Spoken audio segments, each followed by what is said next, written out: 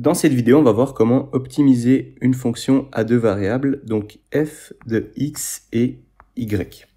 Donc, comme tu l'as sûrement déjà appris, cette fonction, on peut la dériver selon x. Donc, on peut faire d dx de f de xy. Et on peut la dériver selon y, donc faire la dérivée partielle selon y de f de xy. Quand on faisait de l'optimisation à une dimension, il fallait que la dérivée de notre fonction selon x soit égale à 0. Ici, c'est exactement la même chose, mais on veut que nos deux différentiels partiels soient égales à 0. Donc, d dx de f de xy égale 0 et d dy égale aussi 0. Quand on était dans une dimension, on pouvait avoir trois cas différents qui étaient le maximum, le minimum ou alors le point d'inflexion qui était ni un maximum ni un minimum. Ici, en fait, c'est exactement la même chose, mais selon des directions données. Si cette dérivée partielle vaut 0, alors selon x, on a soit un maximum, soit un minimum, soit un point d'inflexion. Et pareil, selon y, on peut avoir un maximum, un minimum ou un point d'inflexion.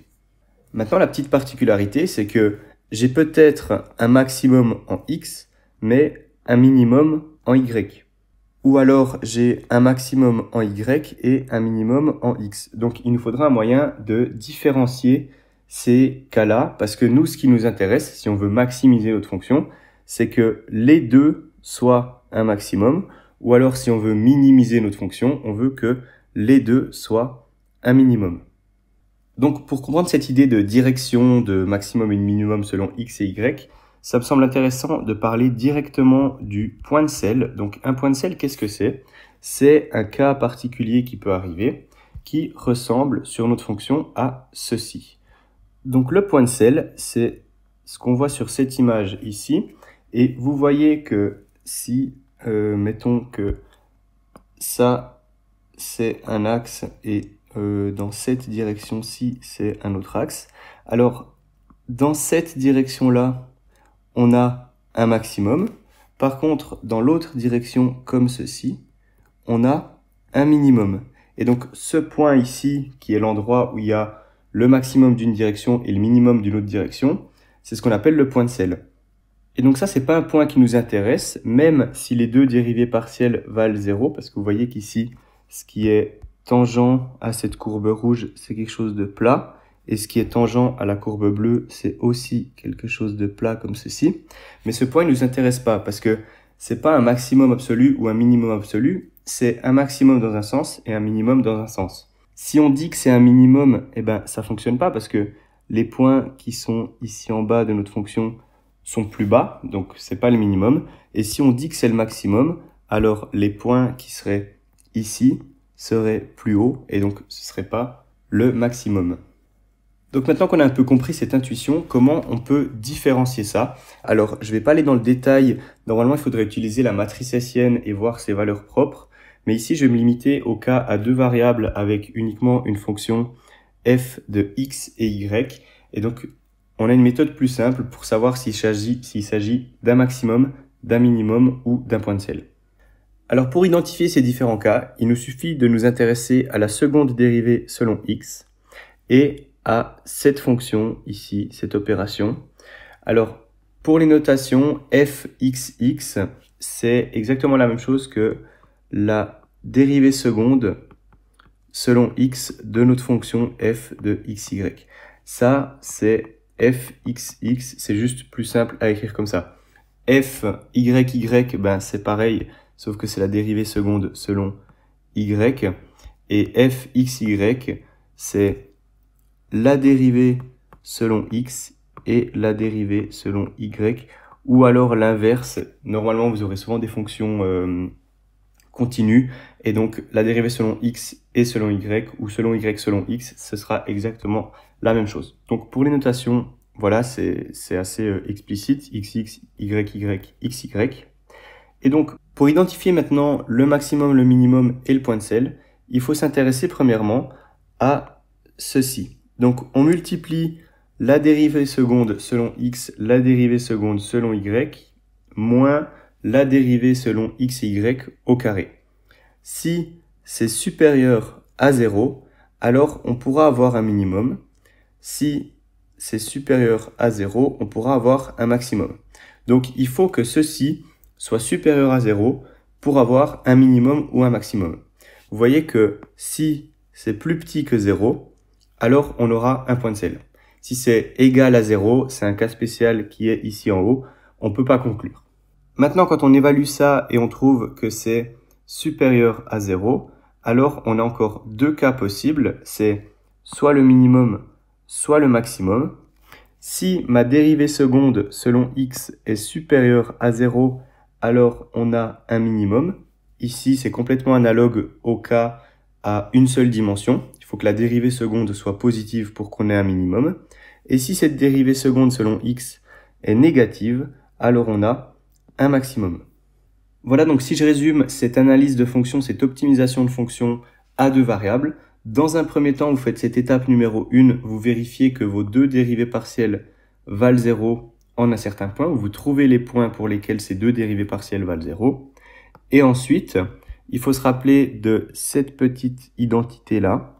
Donc, on multiplie les deux dérivées secondes et on soustrait la dérivée selon les deux variables au carré. Si c'est supérieur à 0, alors c'est minimum ou maximum.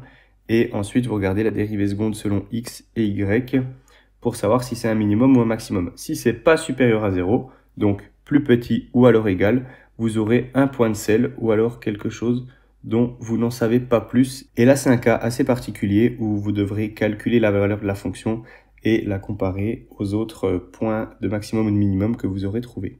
Donc maintenant, on va voir ce que donne cette technique avec deux exemples différents.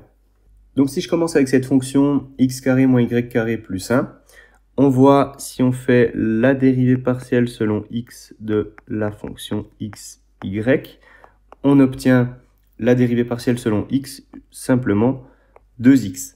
Si on fait la même chose selon y, alors ici le y d'en bas, alors on obtient la même chose mais selon y par symétrie de la fonction avec un signe négatif, donc moins 2y. Et donc le seul point où ceci est égal à 0 et ceci est égal à 0, c'est quand x égale 0 et quand y égale 0. Et donc le seul point qui peut être potentiellement un maximum ou un minimum, c'est le point 0, 0. Donc 0, 0 comme ceci. Donc ça, c'est notre seul candidat, on va le garder de côté. Et maintenant, il faut qu'on s'intéresse aux dérivées secondes. Donc je vais garder en fait ces dérivées premières. Si maintenant on calcule fxx, alors on doit reprendre cette première dérivée et la redériver selon x. Et donc ça nous donne 2. Fyy nous donne moins 2. Si maintenant on calcule f de xy, ça nous donne la dérivée de ceci selon y, et donc c'est 0. Et c'est la même chose que si on avait fait l'inverse. Si on dérive d'abord selon y, puis on dérive ça selon x, ça nous donne aussi 0. Pour la majorité des cas, fxy, c'est la même chose que fyx. Donc maintenant qu'on a ces trois valeurs qui nous intéressent, on doit évaluer fxx multiplié par fyy moins fxy au carré. Donc si on calcule ceci, fxx fois fyy moins fxy au carré, on obtient 2 fois moins 2 qui vaut moins 2, moins 0, donc simplement moins 2. Et donc ceci, c'est plus petit que 0. Comme ce calcul a donné quelque chose qui était plus petit que 0, on peut directement conclure et dire que c'est un point de sel. Et donc 0, 0 est un point de sel de la fonction f de xy. Et en fait, on peut le voir directement, ceci, parce que selon x carré, 0, 0 va nous faire augmenter notre fonction. Ici, on aura le point 0, 0, ce sera un minimum. Par contre, selon moins y carré, on aura quelque chose, alors c'est compliqué de donner le relief, mais quelque chose dans ce sens-ci. Et donc, vous voyez que selon x, on a un minimum, et selon y, on a un maximum. Et donc, ça nous donne un point de sel. C'est ce que nous a montré le calcul. Si maintenant je m'intéresse à cette équation, donc de nouveau je dois calculer mes deux dérivées partielles selon x et selon y. Donc selon x, ça va nous donner 4x cube, et selon y, de nouveau de f de x, y, on obtient 2y. Pour avoir un point d'extrémum, il faut que ces deux dérivées partielles valent 0, et donc de ceci, on tire que x vaut 0 et y vaut 0. Donc de nouveau, notre seul candidat comme point d'extrémum, c'est 0, 0. Maintenant, je vais garder ces deux dérivées premières pour calculer les dérivées secondes. Donc, si on dérive selon x, puis on redérive selon x, on obtient f de xx, qui ici vaut 12x au carré. Si on dérive selon y, puis on redérive selon y, on obtient 2. Et si on dérive selon une variable, puis l'autre, alors on obtient, si on dérive ceci selon x, puis selon y, on obtient 0. Vous voyez que c'est exactement la même chose que si on dérive selon y, puis selon x. Donc on dérive ceci selon x, ça nous donne aussi 0. Donc cette égalité est de nouveau maintenue, ce qui sera la plupart du temps le cas. Dériver selon x puis selon y, ce sera souvent la même chose que dériver selon y puis selon x. Maintenant qu'on a ces valeurs qui nous intéressent, on peut calculer la fameuse formule qu'il faut retenir. Donc je vais effacer ceci, comme ça j'aurai un peu de place. Je rappelle la formule.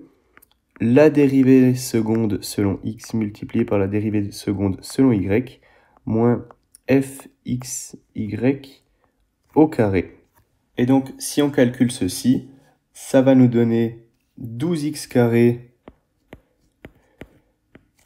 multiplié par f de y, donc multiplié par 2, moins 0 au carré, donc moins 0. Et ici, on rappelle que notre seul candidat, c'est le point 0, 0, donc x vaut 0. Et donc tout ceci, ça donne 0.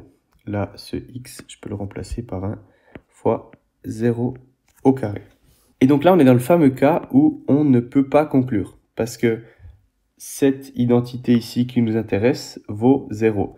Alors si c'était plus grand que 0, on pourrait dire que c'est soit un maximum, soit un minimum. Si c'était plus petit que 0, que c'est un point de sel, mais ici, on ne peut pas conclure. Donc dans ce genre de cas particulier, il faut un peu réfléchir à quelle fonction on analyse. Souvent, si vous avez ça dans un examen, c'est qu'il y a un moyen plus simple que cette analyse de fonction pour trouver le minimum ou le maximum ou le point de sel.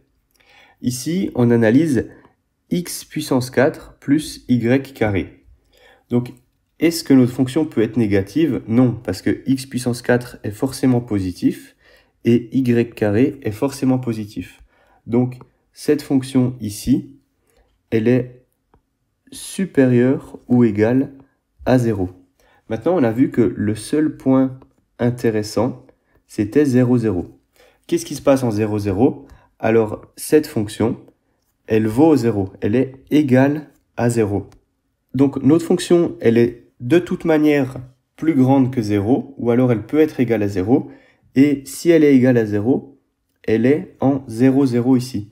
Ça signifie que notre point 0, 0, alors c'est un point de minimum. Et si on essaye de faire un petit schéma de ce qui se passe dans les deux directions, on a du x puissance 4, donc ça nous donnerait comme ça une parabole très pentue. Et selon y, on a du plus x carré, et donc ça nous donnera, ici de nouveau je dois mettre un peu de relief, ça nous donnera une parabole un peu moins pentue, mais quand même orientée vers le haut, si ça part un peu derrière. Voilà, c'est compliqué de mettre du relief dans mes dessins, mais vous avez compris. Et ici, ce point 0, 0, il est juste là. Et donc, vous voyez qu'on est obligé de monter en x, parce que c'est du x puissance 4. On ne pourra pas faire du x puissance 4 qui est négatif. Et pareil en y, plus y carré, ça va forcément augmenter la valeur de notre fonction. Y carré ne pourra jamais être négatif. Donc ce point 0, 0 ici, c'est un point de minimum local. Et même de minimum absolu ici. Donc vous voyez que toute cette analyse-là, parfois on peut avoir ce cas un peu dérangeant où notre identité spécifique qui nous permet d'identifier maximum minimum vaut 0, donc c'est le cas où on ne peut pas conclure, mais de par la fonction qu'on a à analyser, on peut intuitivement trouver le maximum ou le minimum. Vous remarquerez qu'on a quand même utilisé les deux dérivées partielles pour identifier les candidats pour être maximum ou minimum. Voilà, donc j'ai mis ce petit exemple parce que ça me semble intéressant de voir qu'on n'a pas besoin de faire toute l'analyse à chaque fois. Souvent, les profs, pour vous tester, vont éviter ce genre de cas parce que là, ça relève beaucoup de l'interprétation, il faut des petites intuitions. Mais au moins, tu as vu ce cas un peu spécifique. J'espère que c'est un peu plus clair. Il faudra bien retenir ces différentes identités pour faire ces analyses de fonctions. Toujours la première étape, les dérivées partielles, puis retenir cette identité-là et les différents cas. Mais sinon, les analyses de fonctions, c'est plus quelque chose de calculatoire une fois que tu as cette marche à suivre. Je vais faire d'autres exemples d'analyse de fonctions, notamment avec des sinus, des cosinus, et pas simplement des x carrés, des y carrés, y puissance 4. Mais je vais faire ça dans une autre vidéo à part. Ici, c'était plutôt concentré sur la théorie et la marche à suivre.